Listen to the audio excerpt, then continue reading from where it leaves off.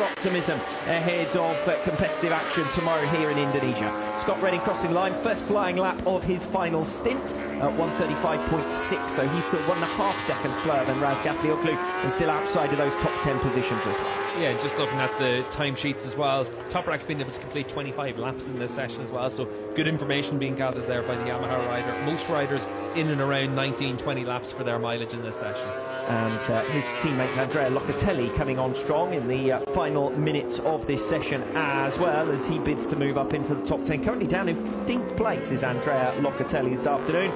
From Paul Denning talking in terms of a slightly different structure to his Friday and to his weekend, so we'll see how that plays out in the final minutes of FP2. Locatelli coming towards the line here to move P7, new personal best sub 1:35, so that's 7 riders now who've gone into the 1:34s, and Alvaro Bautista might be about to become the first rider to go into the 1:33s if he can hook it up through this final sector, because he's a 1/10 of a second better than where Toprak Raz Gatlioglu was on his fastest lap at the same point, and he is coming through the final 2 turns now. Jonathan Rea directly in front of him on track as a bit of a reference point, too far away to give him any slipstream advantage or anything like that as Bautista comes to the line. And for Bautista, he was the fastest rider of all in sectors 2, 3 and 4 on that lap, so he's as close as he gets that ideal lap time as well for the fastest time for the day, and that's impressive stuff from Alvaro. Well, and a new personal best in sector 1 as well from Bautista on that lap, so making real progress. Alvaro Bautista all in one go.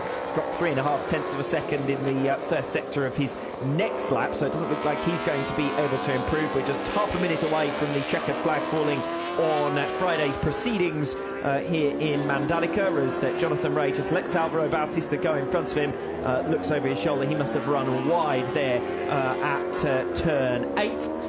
So Jonathan Rea then leaving Bautista to continue on, but it does look as though Alvaro Bautista is going to be your fastest man in free practice 2 this afternoon, and that rather comes as a surprise because Toprak has been the man to beat for much of today. Yeah, and for Bautista, really good lap ride at the end of the session to be able to do that. We saw his times as well on his second stint, very consistent.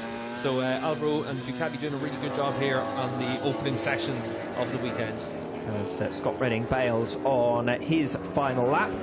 Don't know whether that was Axel Bassani that he was, I think he and Bassani were out on the track together. I don't know whether it was frustration with himself or frustration with another rider around him there for Scott Redding. Well, Bassani's just had his lap time cancelled for exceeding track limits at turn 9. That was the corner before we saw Scott Redding, so he's probably a little bit annoyed at something. Alvaro Bautista fastest ahead of Toprak Raz Gatlioglu and Michael Ruben Rinaldi.